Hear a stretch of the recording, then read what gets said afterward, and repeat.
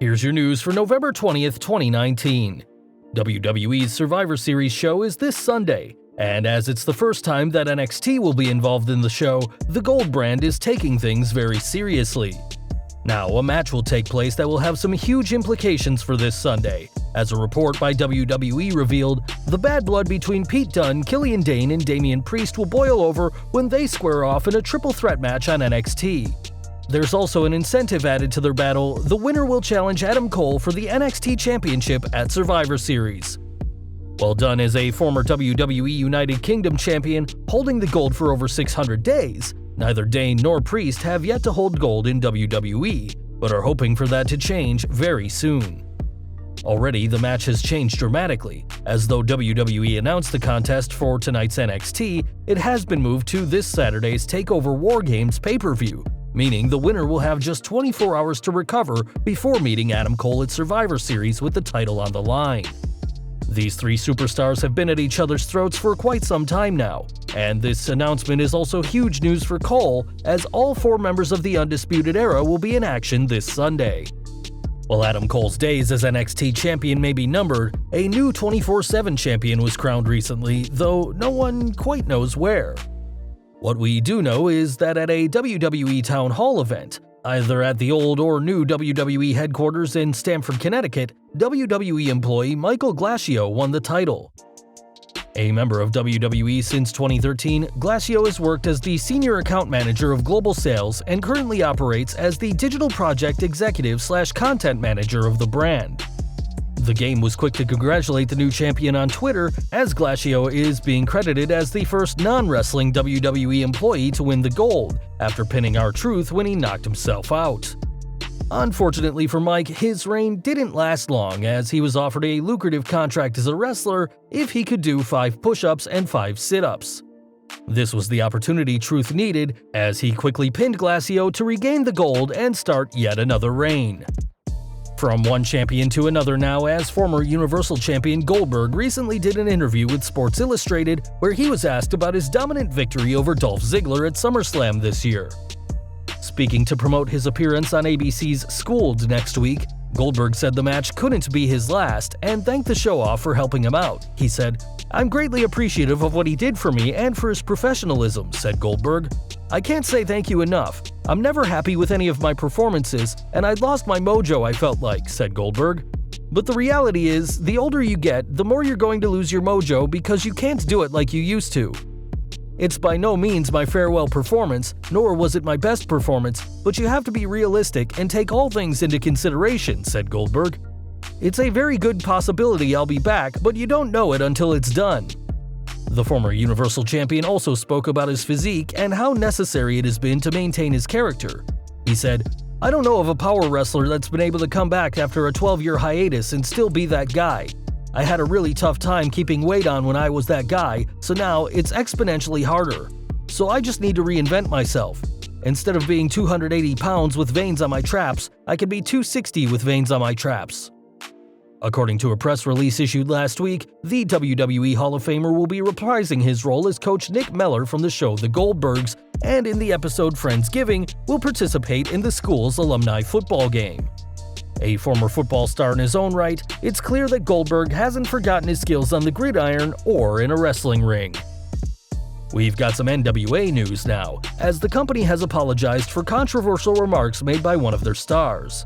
On Twitter, David Lagana said that the company deeply regrets what was said on the November 19th edition of NWA Power, and while he didn't know who said it, fans believe it to be Jim Cornette. Fans were quick to reply with a quote by Cornette, who described the bravery of Trevor Murdoch by saying, "Trevor Murdoch is the only man that I've ever known that can strap a bucket of fried chicken on his back and ride a motor scooter across Ethiopia." Whilst some have said that this comment plays on the racial stereotype of black people craving fried chicken, others have suggested it's just a comment about Murdoch being hungry, though the use of fried chicken in particular instead of any other food has made many consider this a racial comment. This isn't the first time Cornette has made controversial comments, as he recently commented that Progress wrestler Jim Smallman should be hung. Not only that, Cornette has over the years taken multiple shots at Vince Russo, and regardless of how you feel about the controversial former WCW booker, Cornette saying he hopes Russo dies and would eagerly murder him if he could get away with it is definitely a step too far.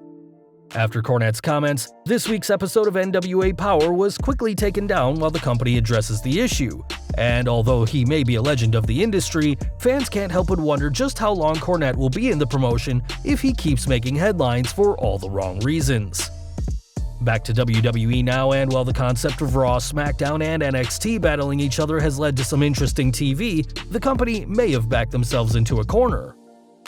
On the most recent edition of Wrestling Observer Live, Brian Alvarez pointed out that the traditional elimination matches, which will have a total 15 superstars competing in each one, may take a while given the number of eliminations. He said, well, a funny story. When they were putting together all of these matches, it was actually a while before somebody realized, wait a second, that's a lot of falls to have in these elimination matches. There's 15 people here. So you have to have, what, between 10 and 14 falls? That's what you've got. One solution Alvarez came up with was to have multiple people eliminated in rapid fashion, such as a TKO, DQ, or countout, but it's clear WWE need to come up with something soon, or Survivor Series could be a very long night. Speaking of this Sunday, this week's Raw was the final edition of the Red Brand before the show, and the excitement from fans was reflected in the viewing figures. According to Showbuzz Daily, this week's show brought in an average of 2.13 million viewers, up from last week's taped episode in the UK that brought 2.05 million. Breaking those numbers down, Hour 1 did 2.24 million, which dropped to 2.21 million in Hour 2, before settling in at 1.92 million in Hour 3. It'll be interesting to see whether NXT also gets a boost in ratings this week, with an invasion by either Raw or SmackDown seeming likely, as the Gold Brand is yet to topple AEW Dynamite in the Wednesday Night Wars. On the topic of AEW, Tony Khan recently got mentioned by CM Punk, and replied by bringing up WWE's recent travel issues in Saudi Arabia. When Randy Orton came to WWE's defense, Khan skewered him with another reply, and this seems to have been the knockout blow, according to Brandy Rhodes. The AEW executive took the time to reply with a gif of a boxer getting his lights knocked out, as it seems that if she was officiating this little Twitter war, Rhodes would be calling for the bell. That wasn't the end of things though, as WWE's Charlotte Flair replied by saying, "Please," with a rolling eyes emoji, and Brandy responded with a simple clown emoji. We're not quite sure what Brandy's saying exactly, but we're confident that it's not a compliment, as the war between WWE and AEW continues to recruit more and more employees to the front line. Speaking of Flair, the 10-time women's champion will be the captain of the women's Team Raw and has assembled quite a crew. On Raw, it was announced that Flair will be leading Sarah Logan, Natalya, and the Kabuki Warriors into battle to take on SmackDown's Sasha Banks, Carmella, Dana Brooke, Lacey Evans, and Nikki Cross, as well as 5 yet-to-be-announced NXT superstars. With the Queen and the Boss as their brand's respective captains, fans will have to wait and see what NXT brings to the table before one of the biggest nights of the year this Sunday. Over to SmackDown now, and King Corbin took the chance to humiliate Roman Reigns on last week's show, calling out the big dog and getting answered by a man in a dog costume. Coming down the ramp to Roman's theme with Chihuahua barks over it, this big dog's identity remained a mystery, but was recently revealed as Steven Azure. Thanks to Zack Ryder and Kurt Hawkins' Major Wrestling Figure podcast, Azure's identity was revealed, as the Create-A-Pro wrestler also competes for VP Wrestling and is one half of the tag team Even Stevens with Steve Somerset. If WWE do bring back the big dog mascot, it's likely that someone else will be wearing the suit, perhaps even Roman himself. Judging by the fan reaction on SmackDown, the gimmick didn't get a great reaction, but that doesn't mean it won't be brought back. Well, it's safe to say that the entire NXT roster is preparing for both War Games and Survivor Series this weekend, but one star who won't be a part of either is the Velveteen Dream. After losing the NXT North American Championship to Roderick Strong, Dream hasn't been seen since, as an injury has kept him away from the ring. According to Brad Shepard this week though, Dream was at one point listed as making a return this month, but now it appears he won't wrestle until 2020 at the very earliest. In a tweet, Shepard said that the former Tough Enough star will be with WWE on January 6th for an evaluation date, but that still doesn't tell us anything about when he'll be back on TV. Suffering his injury just as NXT was starting on the USA Network, new fans haven't had the chance to catch the unique former champion in action, so Dream is committed to getting healthy and back in the ring, hopefully in the start of next year. And finally, we're ending with some more news for NXT now, as former NXT Tag Team Champions The Revival are set to make a return. After Triple H dared any Raw or SmackDown stars to pay a visit to Full Sail this week, Scott Dawson and Dash Wilder answered the call, and will face the Undisputed Era in non-title action on tonight's show.